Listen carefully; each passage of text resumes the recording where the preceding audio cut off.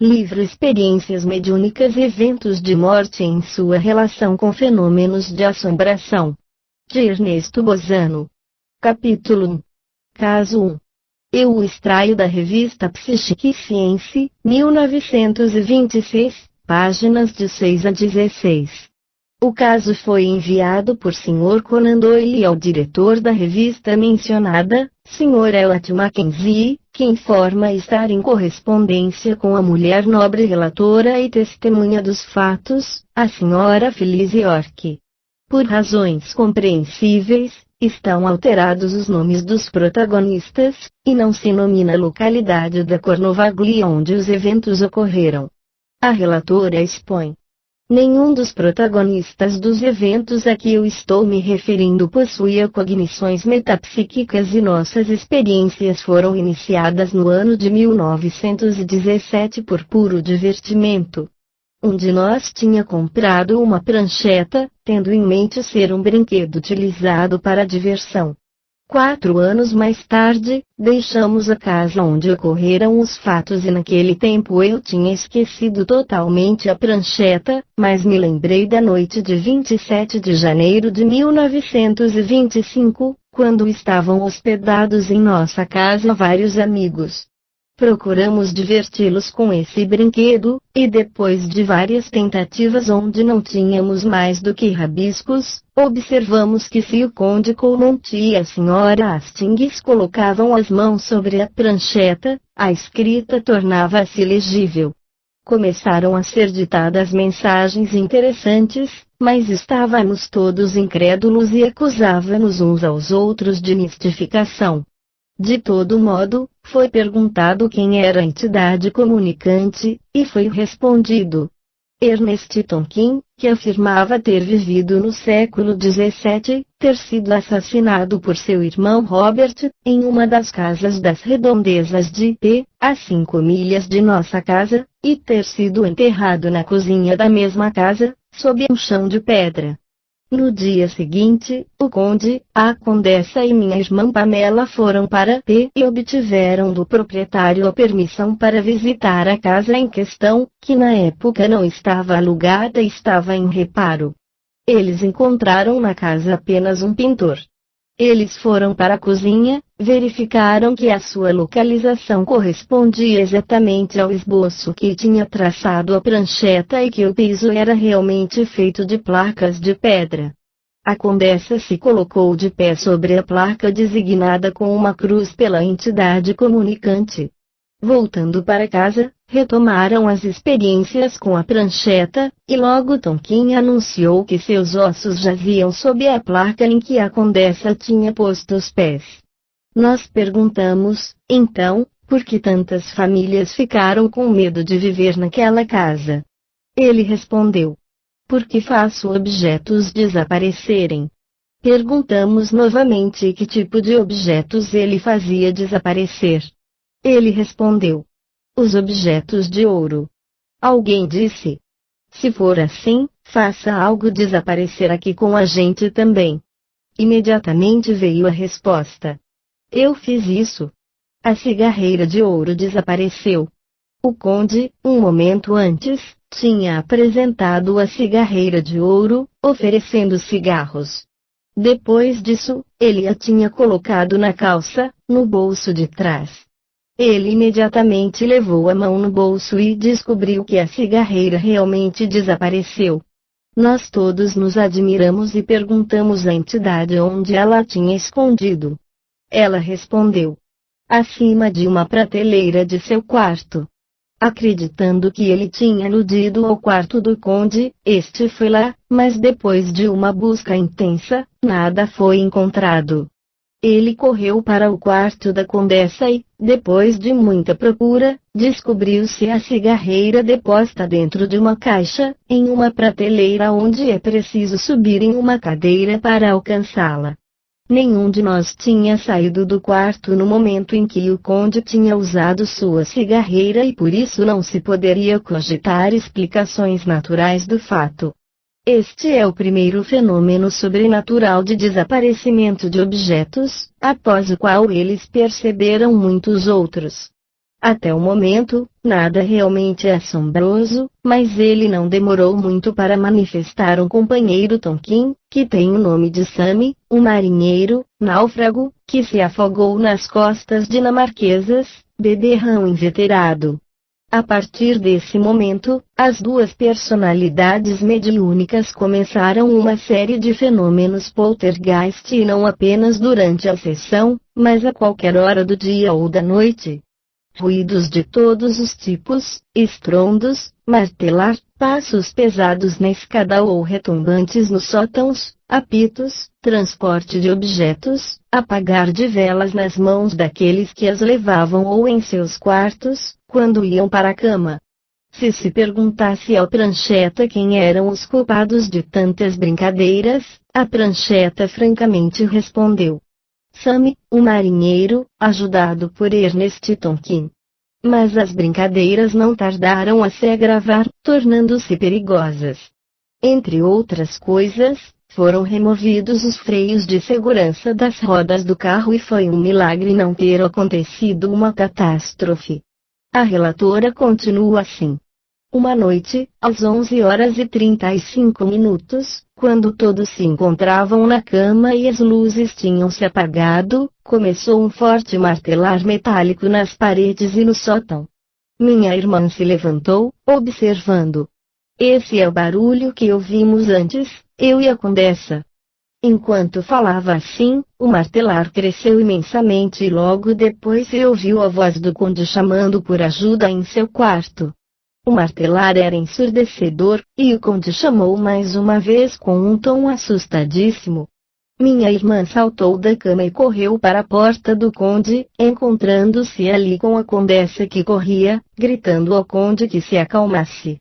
Eu também percebi e cheguei quando tinham quebrado a fechadura, já que o conde tinha fechado a porta por dentro. Encontramos o conde apavorado por algo que tinha visto, mas que não conseguimos compreender bem o que seria.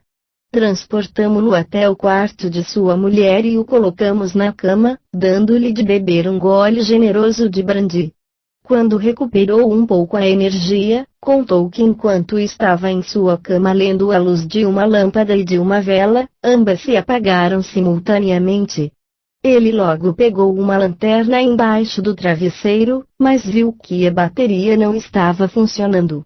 Olhou em volta e viu 3 fantasmas, com a cabeça envolvida em algo branco e que avançavam em sua direção. Foi então que gritou por ajuda, ao mesmo tempo cobrindo a cabeça com o lençol. Mas mal abriu os olhos, viu através do lençol a sombra dos 3 fantasmas imóveis à sua frente. Desceu da cama golpeando as cegas, mas seus joelhos bateram contra a cômoda. Foi nesse instante que entramos no quarto, encontrando tudo de cabeça para baixo.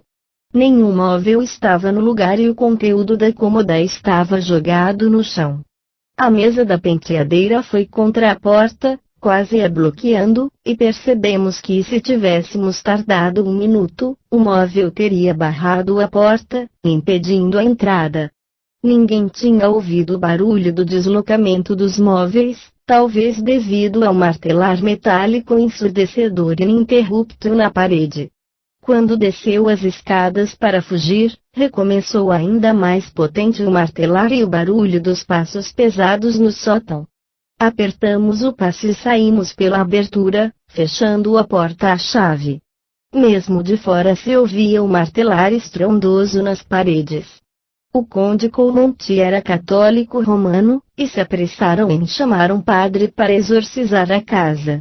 Depois do exorcismo, cessaram os fenômenos de assombração para sempre, o que, no caso especial, não oferece valor sugestivo, enquanto é muito racional inferir que os fenômenos cessaram porque os experimentadores renunciaram para sempre a se reunirem em sessão, separando-se imediatamente, voltando cada um à sua casa, destruindo a prancheta e apagando as mensagens mediúnicas.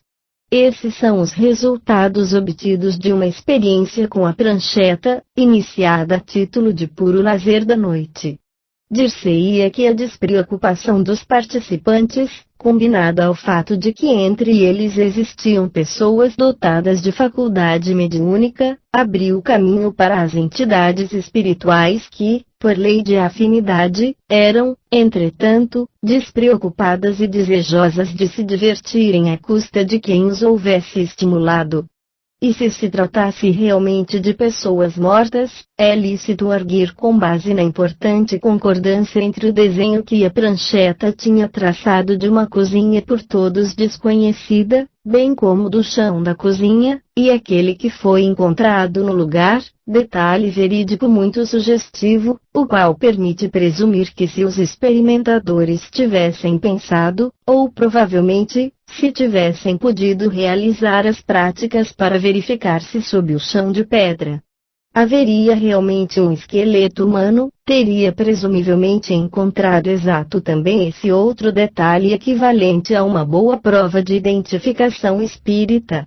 Sobre isso, exponho uma frase da relação que induz a presumir a favor de tal probabilidade, frase em que se alude a tantas famílias que tinham medo de morar na casa em questão, indício manifesto que ali já tinham ocorrido fenômenos de assombração, como tinha alegado a entidade comunicante. Alegação que, por sua vez, concorda com a circunstância de que em numerosos casos de assombração estão enterrados restos de esqueletos humanos, indicando delitos consumados no local. Nota-se, enfim, que se na casa da qual se trata já aconteciam fenômenos de assombração, e se estes se reproduzissem na casa da relatora em consequência de experiências mediúnicas ligeiramente iniciadas, durante as quais se manifestava um espírito que se declarava autor dos fenômenos que aconteciam nas duas casas assombradas, reforçando sua afirmação ao fornecer informações ignoradas em referência a outra assombração. Em tal caso dever-se-ia inferir que a segunda fase mediúnica dos fenômenos em questão poderia demonstrar a presença espiritual do morto em ambas as fases de assombração, e isso pelo simples fato de se manifestar em dois locais diversos, provando sua independência psíquica com relação aos sensitivos e aos médiums presentes nos locais. Nesse caso, a interpretação espírita do duplo caso de poltergeist pareceria indubitável. Tudo isso é interessante, de modo que é mais do que nunca lamentável que os experimentadores não tenham pensado, ou não tenham podido aprofundar sua investigação. De toda maneira, as considerações expostas conservam em parte seu valor teórico porque são, em boa parte, fundadas em argumentações em cima de fatos, pelo que não deveriam esquecer ao formular induções teóricas em torno da gênese dos fenômenos. Do ponto de vista do presente trabalho, deve-se observar que o caso exposto é legitimamente classificável entre os casos de poltergeist, isso não somente porque as manifestações que os caracterizam estão presentes em todos, mas sobretudo porque semelhantes manifestações não se passam apenas durante a sessão, mas se realizaram um pouco em diferentes lugares da casa, renovando-se de dia e de noite. Isso posto, tem-se que o caso exposto é válido para a demonstração da existência de uma relação muito eloquente entre os fenômenos de poltergeist e o que se realiza nas sessões mediúnicas, visto que as sessões mediúnicas podem às vezes se transformar em casos de poltergeist. Sobre a natureza de tal relação temos antes de tudo, que um e outro tem por gênese indispensável a existência de faculdades mediúnicas em uma pessoa moradora da casa, pessoa que, nos fenômenos de poltergeist, é muito frequentemente uma jovem ou um jovem na faixa da puberdade, os quais manifestam transitoriamente faculdades mediúnicas espontâneas, enquanto no caso exposto se tratava de faculdades mediúnicas possuídas pelo Conde Colmonte e pela Sra. Hastings. E há até aqui, nada de teoricamente notável, senão pelo fato de os casos como referido, em que as experiências mediúnicas se transformam em manifestações de assombração, passam a projetar um raio de luz clarificadora sobre a gênese dos fenômenos de poltergeist, tendendo a conferir maior valor teórico à questão da presença de personalidades mediúnicas que afirmam serem espíritos e provocarem os fenômenos, questão que raramente emerge nos fenômenos ordinários de poltergeist, porquanto se verifica em um número suficiente de casos de modo a autorizar legitimamente inferir a presença na grande maioria de semelhantes casos. Repito, na grande maioria dos casos, não todos, já que podem acontecer e acontecem fenômenos de poltergeist, de origem puramente anímica, assim como se realizam fenômenos anímicos em quase todas as categorias de fenômenos mediúnicos, e isso por uma boa razão. Que o homem é um espírito mesmo quando encarnado. De todo modo, os fenômenos de poltergeist de origem anímica são facilmente separáveis dos outros, porquanto se reduzam aos usuais fenômenos de telecinesia muito simples, nos quais não se verificam indícios claros de uma inteligência sobrenatural que lhes dirija. E por ora não é o caso de acrescentar outro